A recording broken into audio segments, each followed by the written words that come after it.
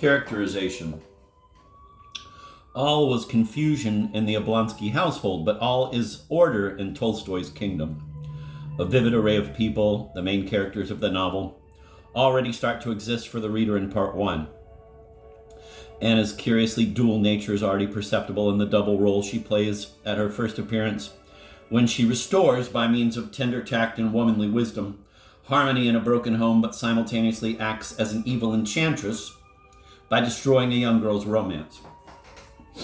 With his fond sister's assistance quickly recovering from his despicable plight, the blonde-whiskered, moist-eyed, bon vivant Oblonsky is already, in his meetings with Leovan and Vronsky, acting the role of master of ceremonies, which he will play in the novel.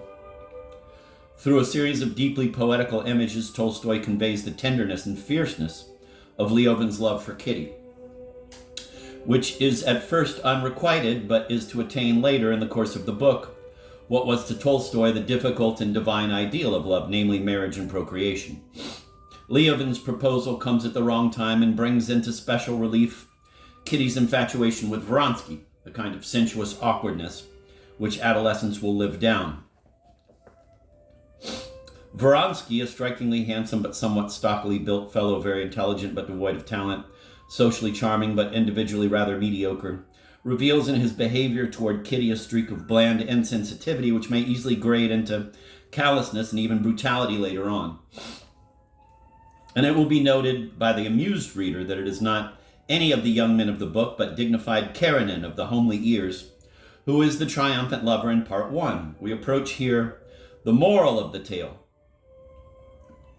The Karenin marriage, lacking as it does true affinity between its partners, is as sinful as Anna's love affair is to be.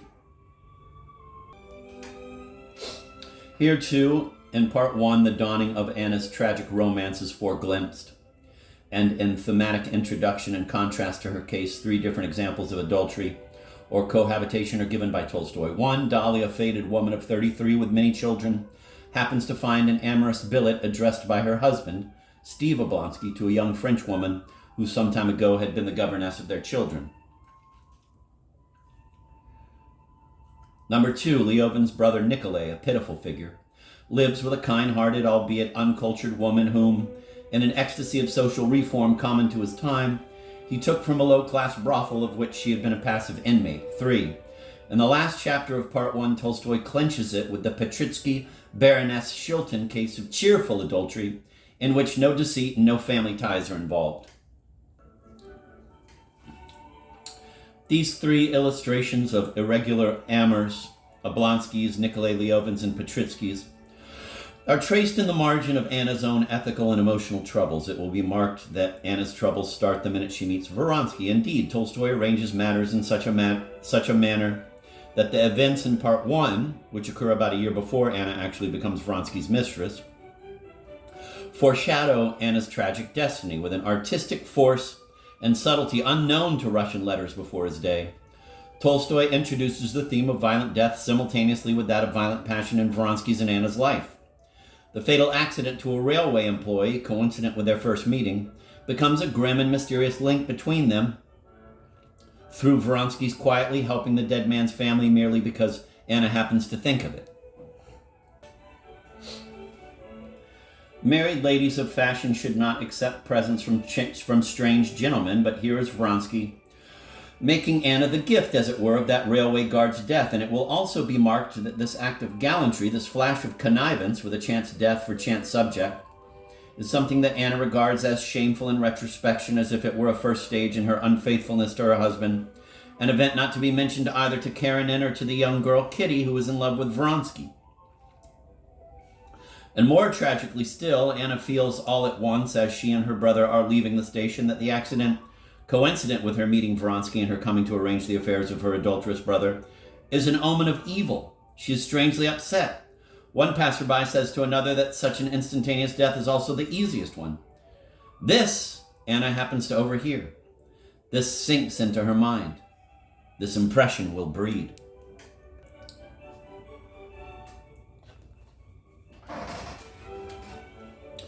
Not only is unfaithful Oblonsky's state of mind in the beginning of the book a grotesque parody of his sister's destiny, But another striking theme is foreglimpsed in the events of his morning, the theme of significant visions in sleep. In regard to Steve's fickle and carefree mind, the dream he dreams has exactly the same value of characterization as has, in regard to Anna's deep and rich and tragic personality, a certain fateful nightmare she will be made to see later. Tolstoy's timing. The chronology of Anna Karenina is based on a sense of artistic timing unique in the annals of literature. Upon perusing part 1 of the book, 34 small chapters making in all 135 pages, the reader is left with the impression that a number of mornings, afternoons, and evenings, at least a week in the lives of several people, have been described in vigorous detail. We shall presently look at the actual time data, but before discussing them, it may be advisable to get the question of meals out of the way. This, then, was their sequence in the course of a well-to-do Muscovites or Petersburgian's day in the 70s of the last century. Breakfast around 9 a.m. consisted of tea or coffee with bread and butter. The former might be, as it was at the Oblonsky's table, some kind of fancy roll, e.g. kalach, a flour-powdered, crusty outside and soft inside, glorified donut, served hot in a napkin. A light lunch between 2 and 3 p.m. would be followed by a large dinner around 5:30 p.m. with Russian liquor and French wines. Evening tea with cakes, jams, and various tasty Russian tidbits would be served between 9 and 10 p.m., after which the family would retire. But its more frivolous members might crown the day with supper in town at 11 p.m. or later. The action of the novel starts at 8 a.m. Friday, February the 11th, Old Calendar 1872. This date is not mentioned anywhere in the text, but it is easily arrived at by the following computation.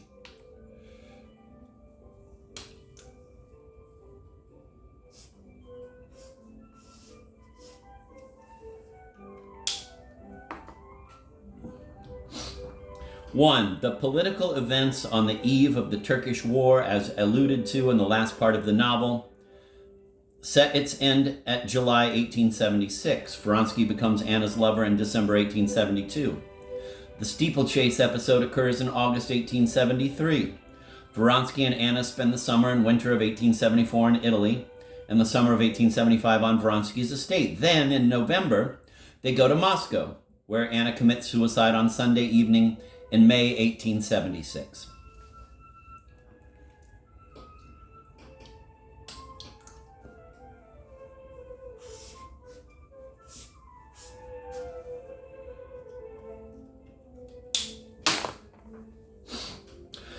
Two, we are told in chapter 6 of part 1 that Leovan had spent the 2 first months of the winter, i.e. from mid-October to the second week of December 1871, in Moscow, then had retired to his country estate for 2 months, and now, i.e. in February, is back in Moscow. About 3 months later, a late spring is mentioned as breaking into exuberant life. Chapter 12, part 2. Number 3, Oblonsky reads in his morning paper about Count Beust, Austrian ambassador to London, traveling through Wiesbaden on his way back to England. See note 18 below. This would be just before the Thanksgiving service for the recovery of the Prince of Wales, which took place Tuesday, February 15/27, 1872. And the only possible Friday is Friday 11/23 of February, 1872.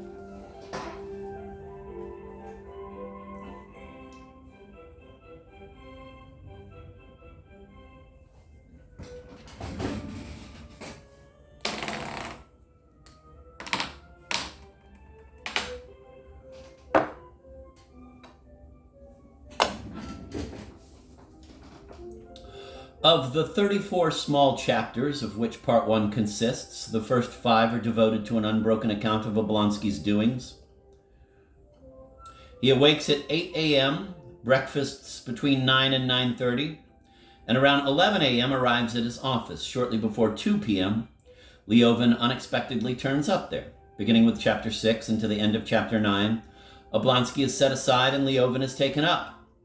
Tolstoy's device of going back chronologically to handle the Leovan theme here comes into play for the first time in the book.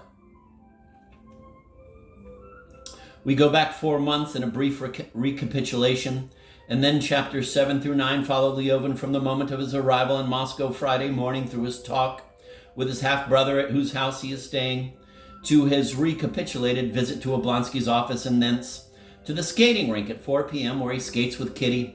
Oblonsky reappears at the end of chapter 9. He comes around 5 to fetch Leovan for dinner. Their meal at the Hotel d'Angleterre occupies chapters 10 and 11. Then Oblonsky is dismissed again. We know Leovan has gone to change into evening clothes and is heading for the soiree at the Sherbatskys. And there we go to wait for him, chapter 12. He appears there, chapter 13, at 7:30 p.m. And in the next chapter, Leovan's meeting with Vronsky is described. We have now been with Leovan and Kitty for a dozen pages, chapters 12 to 14. Leovan leaves around 9 p.m. Vronsky stays on for another hour or so. The Sherbatskys, before retiring, discuss the situation, chapter 15, and the rest of Vronsky's evening till, say, midnight is described in chapter 16.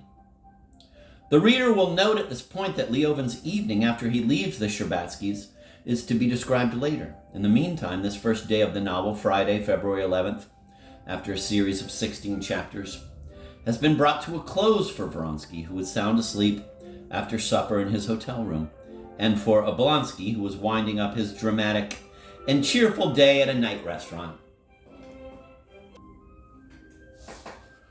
The next day, Saturday, February 12th, starts at 11 a.m. with Vronsky and Oblonsky arriving separately at the railway station to meet the Petersburg Express, bringing Vronsky's mother and Oblonsky's sister, chapters 17 to 18. After dropping Anna at his house, Oblonsky goes to his office around noon, and we follow Anna through her first day in Moscow till 9:30 p.m. These chapters, 17 to 18, dealing with Saturday events, occupy a score of pages. Chapters 22 to 23, about 10 pages, are devoted to the ball, which takes place 3 or 4 days later, Wednesday, February 16th, 1872. In the next chapter, 24, Tolstoy uses a device which was adumbrated in chapters 6 to 8 and which will figure prominently throughout the book, namely that of going back in time where Leovan's doings are concerned. We go back to Friday night, February 11th, to follow Leovan from the Sherbatskys to his brother's, where he arrives at 9:30 and stays for supper with him, chapters 24 to 25. Next morning, from another station, the Nizhegorodsky, then the one Peterburgsky, at which that same Saturday Anna arrives. Leovan travels back to his estate in central Russia, presumably near Tula, some 300 miles south of Russia, and his evening there is depicted in chapters 26 to 27.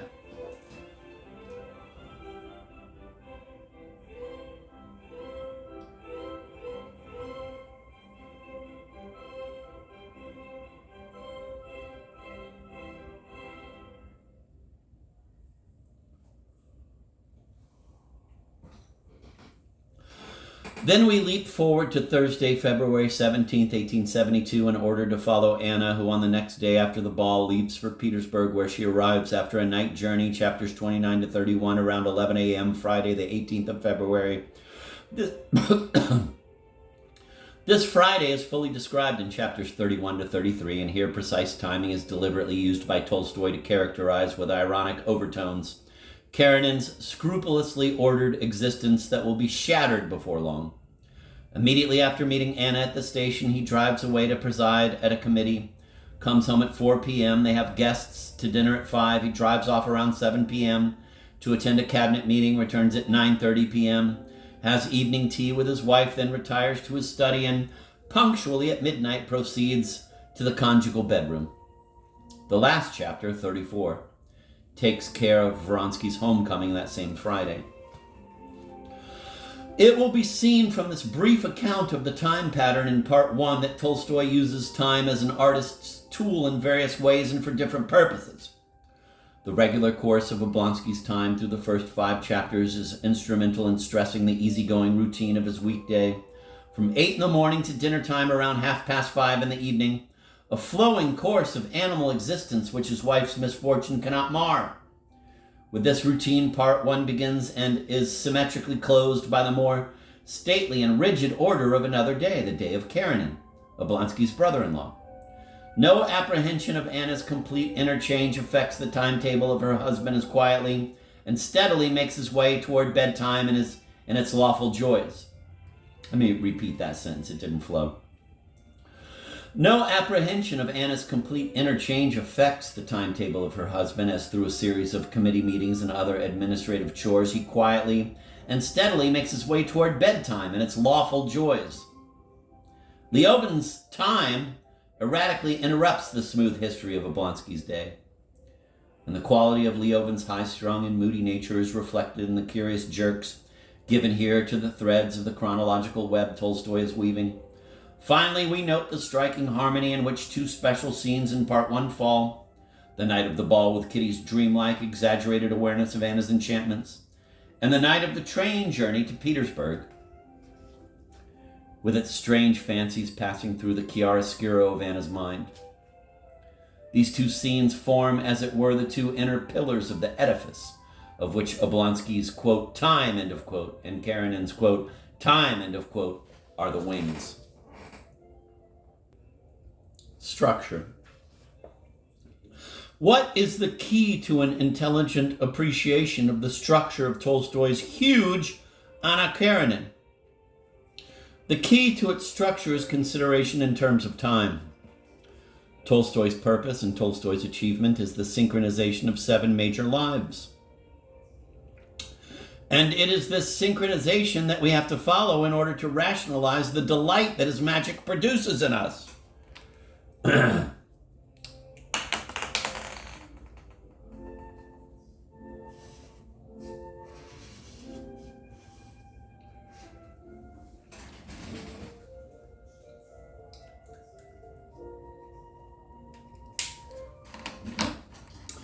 The first 21 chapters have for their main subject the Oblonsky disaster. It helps to introduce 2 budding subjects: 1, the Kitty-Leovan-Vronsky triangle, and 2, the beginning of the Vronsky-Anna theme. Mark that Anna, who, with the grace and wisdom of a bright-eyed goddess Athena, brings on the reconciliation between her brother and his wife, simultaneously and demoniacally breaks up the Kitty-Vronsky combination by captivating Vronsky, the Oblonsky adultery, and the Sherbatsky's heartbreak prepare the Vronsky-Anna theme, which will not be so naturally resolved as are the Oblonsky-Dolly trouble and Kitty's bitterness. Dolly pardons her husband for the sake of their children and because she loves him. Kitty, 2 years later, marries Leovin, and it proves to be a perfect match, a marriage after Tolstoy's heart. But Anna, the dark beauty of the book, will see the destruction of her family life and shall die.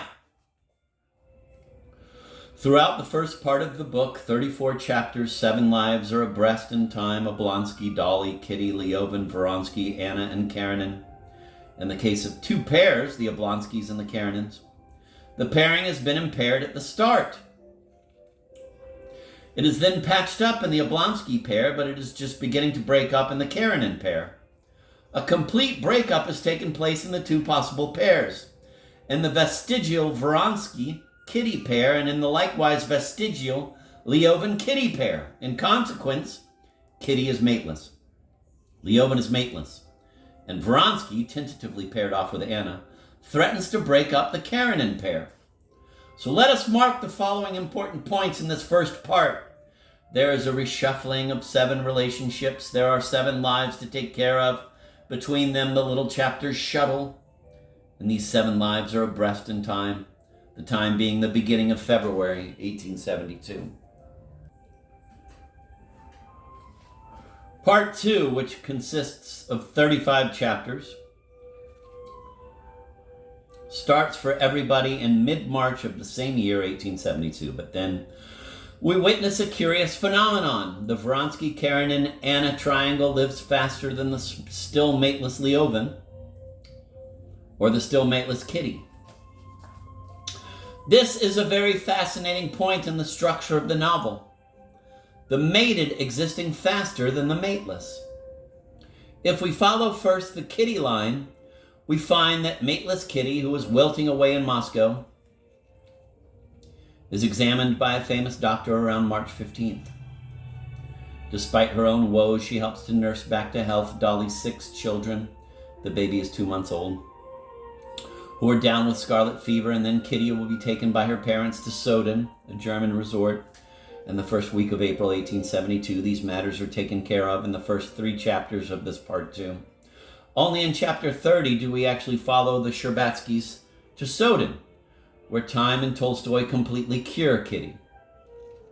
5 chapters are devoted to this cure, and then Kitty returns to Russia, to the Oblonsky-Sherbatsky country place a few miles from Leovin's place by the end of June 1872, and this is the end of part 2 as far as Kitty is concerned.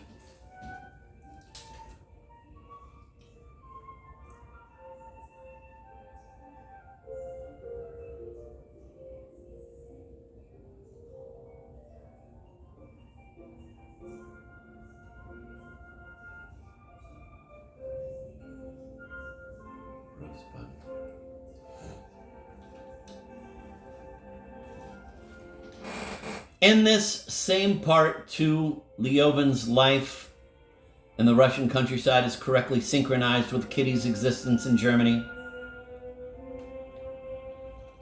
We read of his activities on his country estate in a set of 6 chapters, 12 to 17.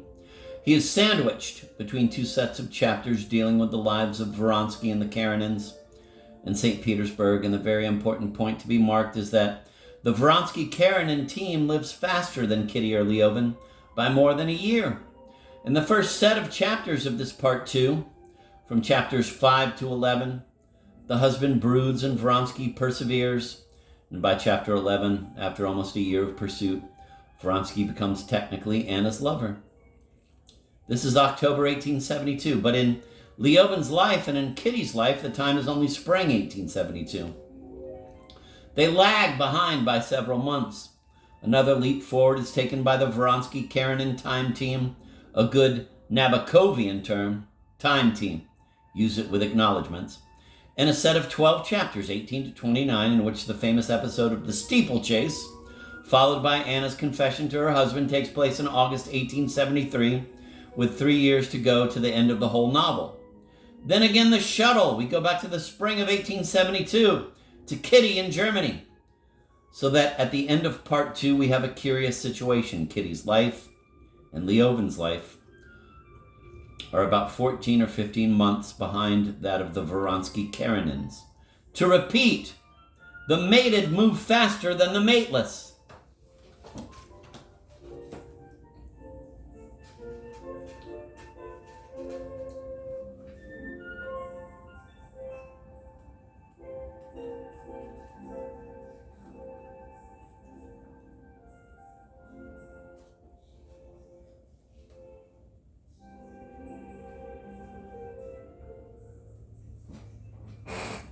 In part 3, which consists of 32 chapters, we stay for a while with Leovin. Then we visit Dolly with him on the Oblonsky estate just before Kitty arrives. And finally, in chapter 12, summer 1872, Leovin has a charming glimpse of Kitty arriving in a coach from the railway station back from Germany. The next set of chapters takes us to Petersburg, to Vronsky, and to the Karenins just after the races. This is the summer 1873. And then we move back in time to September 1872, to Leovin's estate, which he leaves in October 1872, for a somewhat vague journey in Germany, France, and England.